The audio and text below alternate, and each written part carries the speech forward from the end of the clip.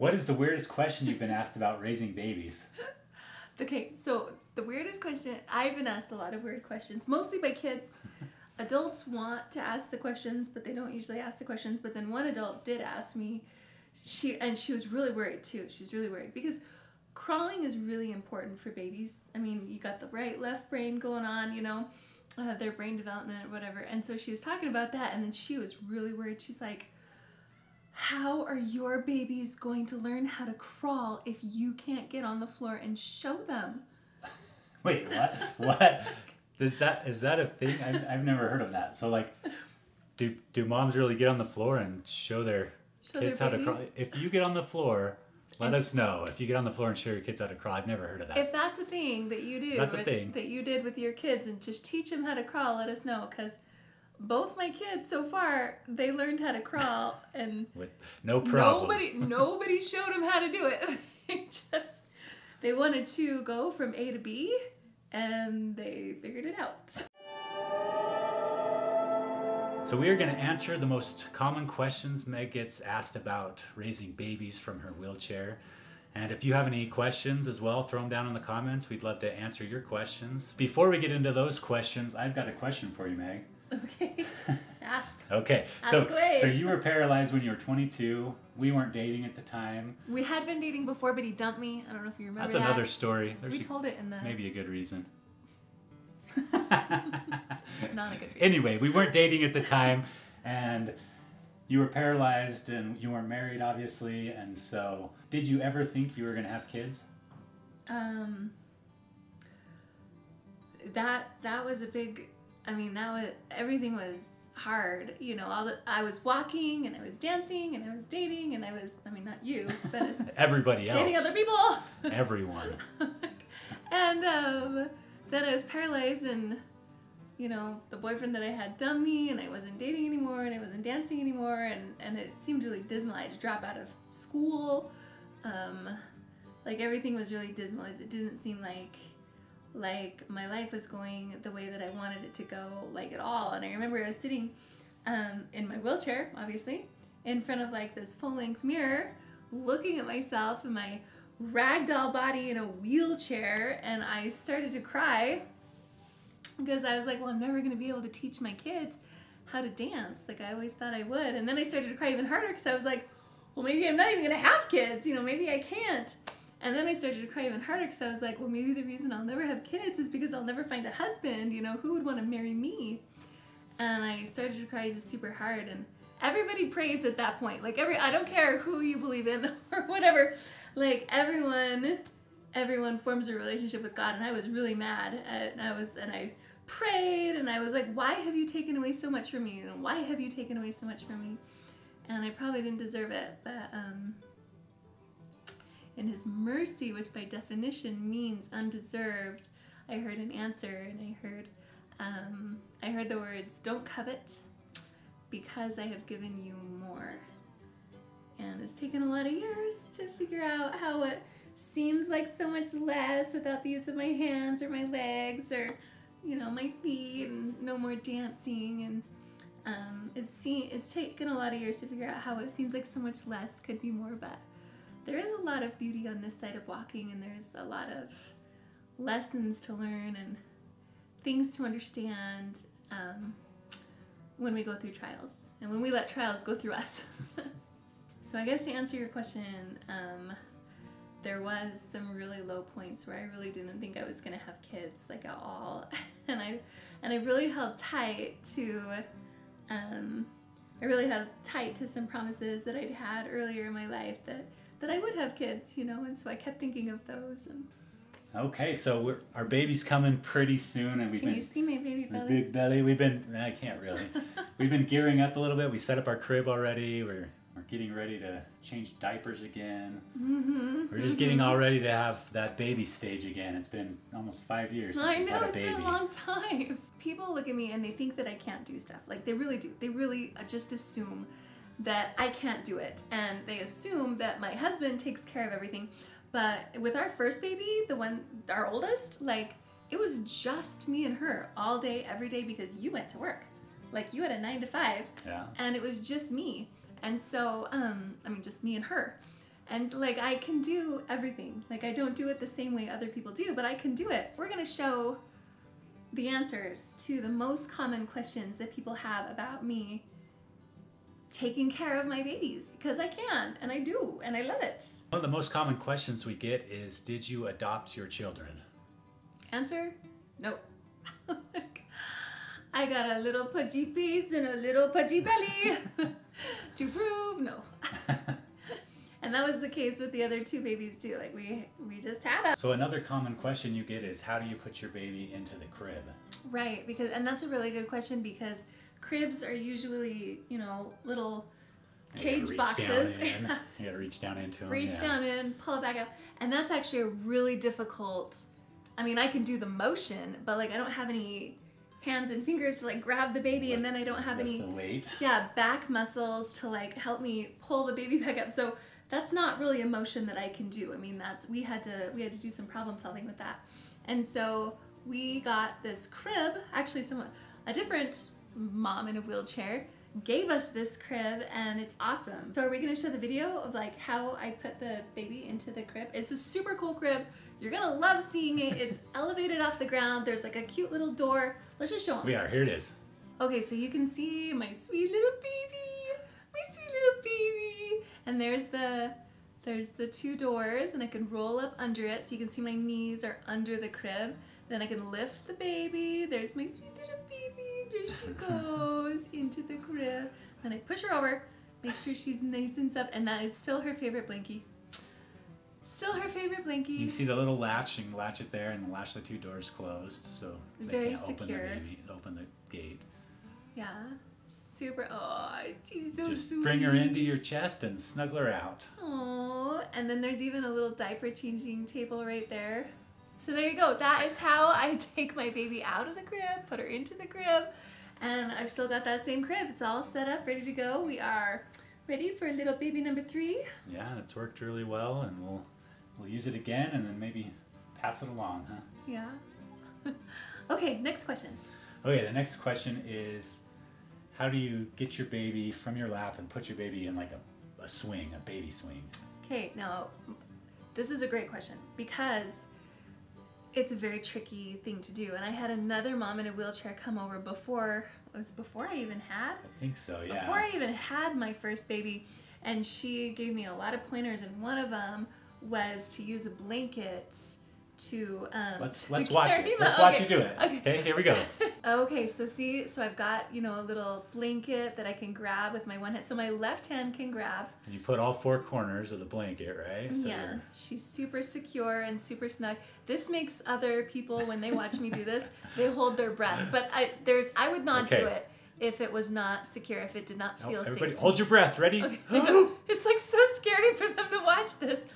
But like it works really good. Our first baby just loved that swing, and there she is, nice and safe. Snug right in there. See, but I can't with my body. I don't have the muscles in my tummy or my back to actually lean over and be secure. So I had to think of a way to be secure and still get my baby safely to the swing. And this is safe. It does. I mean, it really makes people feel scared though when they watch it.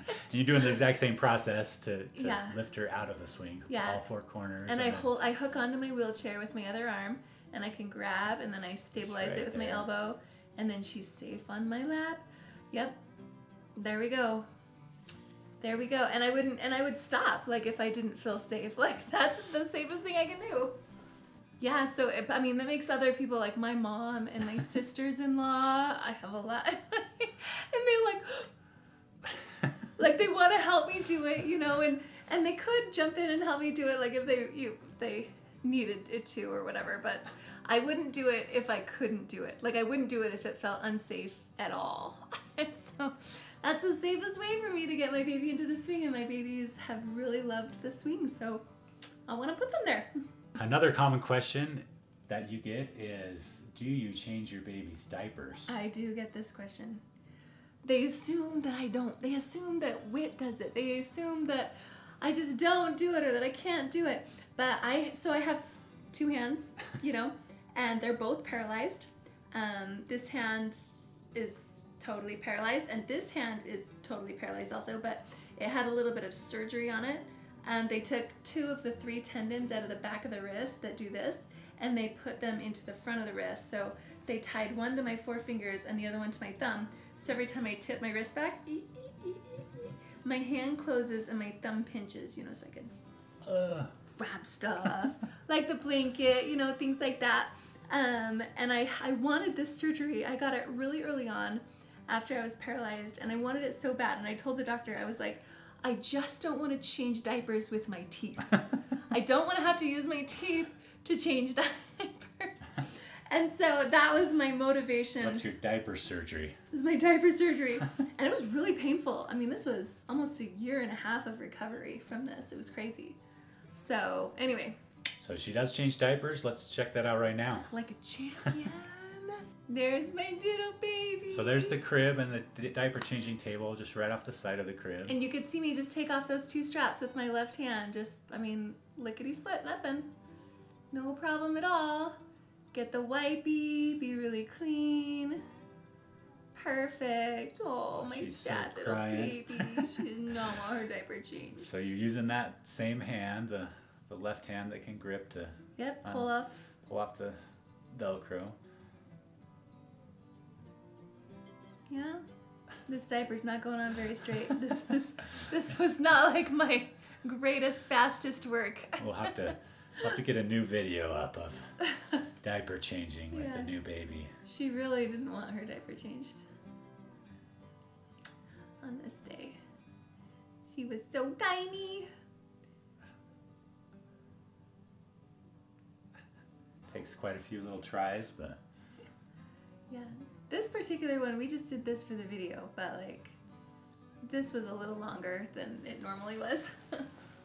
Whit really loves to change diapers, and he's gonna prefer to be the one who changes all of the diapers for this 3rd baby. I just know it. But I can, just so you know. I have video footage that I can. Video footage. It's proof that you've done it. Proof that I've done. I do it.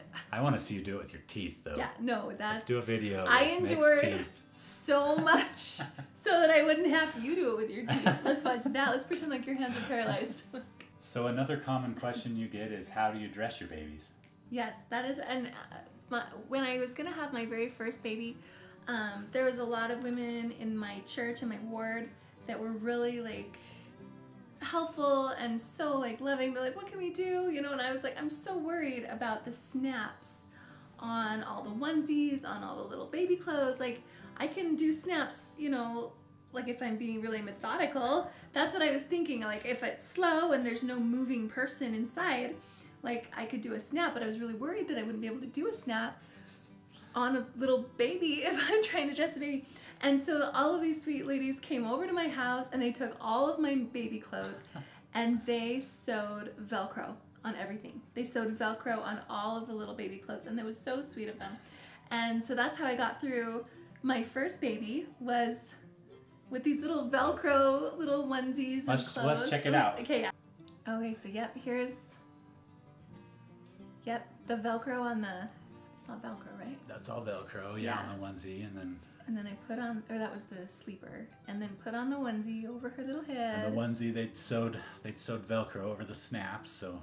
Yeah, so you can see how I can just Velcro it up right there, you know, just so fast. Got little ruffle bum pants. Little ruffle bum. Look at those legs moving, that makes it easy, right? I know. She's just showing off. She's like, look what I can do and you can't.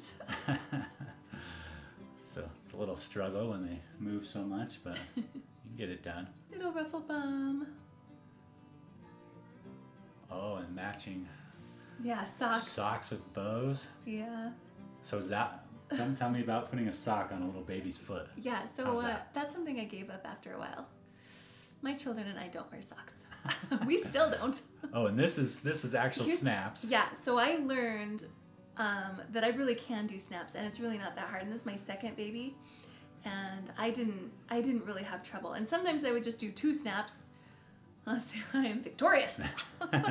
So with the second baby, you did use snaps, and we didn't have the Velcro clothes anymore. Yeah, and it wasn't even that hard, and so I'm not worried about it at all with this third baby, because I was just nervous with my first baby, and then snaps are fine.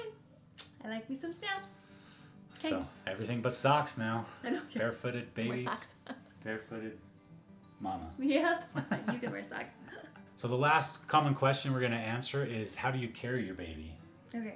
And you mean after she's born? Right, exactly. So how do you carry your baby around when you're going somewhere? Yeah, and this is a really good question. And, you know, there's all kinds of little things, little backpacks, little, you know, straps, the Mobi. We have a Mobi. You use the Mobi. I've used the Mobi. Things like that. But for me, the very easiest, best thing is to take like a stretchy t-shirt and just use it as like a little seatbelt. Let's show that here. Okay, so there I am, and there's my sweet little baby. And there's a stretchy t-shirt, and I just put it on over my clothes, over my waist, and then I just pop it down over her little body, put her little arms up through, and there she goes. And she's like, what are we doing? Going for a ride? Going for a ride? And then that's it. And that's actually how I live. That's how I live every day, like with my babies. And they're just strapped to me like that. And that's just what we do. Like I sweep the floor with them strapped on my lap like that. I you know, wash some dishes. I talk on the phone. Sometimes I can type, you know, or whatever. But they're just with me all day, every day. Like I'm a big moving stroller. And they learn, don't they get balanced pretty darn quick? Oh my gosh. Because you're moving and they're just balancing on your lap all the time. So. I didn't realize how balanced our babies were until I held someone else's baby, and I was like, what is wrong with your kid? Like, it's like all floppy. Okay, this isn't a question that people ask, but I think it's a question everybody wants to ask. So this question is, have you ever dropped one of your babies? Everyone wants to ask that, and they're all afraid that I'm going to. They're all so afraid that I'm going to drop my babies, you know, and I would never do something that I felt unsafe, you know. I would never, and sometimes I have to be really conscious about it, you know, and I think, okay, what's the most important thing for me right now? And I'm like, well, the most important thing for me right now is the baby on my lap, and if I have to drop the water, that's totally fine. But I've never dropped my babies. I've never dropped them. One time when my oldest one was about, I don't know, she couldn't crawl yet. But she was a bigger baby. She was almost ready to crawl, but she couldn't crawl yet. That's because you hadn't shown her how to crawl yet. She learned late. My goodness. And so she wiggled out of the seat belts, and she wiggled down to a position that I actually couldn't pull her back up. She was like kind of between my legs, like she wanted to get down, or she thought she did.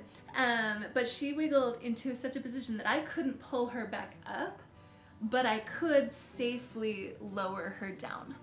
And then I called you on the phone, and I was like, the baby is on the floor. Like, she's happy on the floor. I'll just stay with her. You just come on home and put her back on my lap. Like, if it had been emergent, I would have just called the neighbor or something. But she just wiggled down and was just on the floor. It wasn't a big deal at all. So that is the closest I've ever come to actually dropping my baby. But I would never do anything where I felt unsafe, you know. So there we go. Safe wheelchair mama. Okay, in an upcoming video, we're going to answer some other questions about how Meg in a wheelchair is a mom to maybe a little bit older children, toddlers and a little bit older. So if you have any questions about how she does that, leave them down in the comments. We'd love to answer those, and make sure you subscribe and hit the bell notification so you see when that video comes out. And remember, when life gets too hard to stand, just keep on rolling.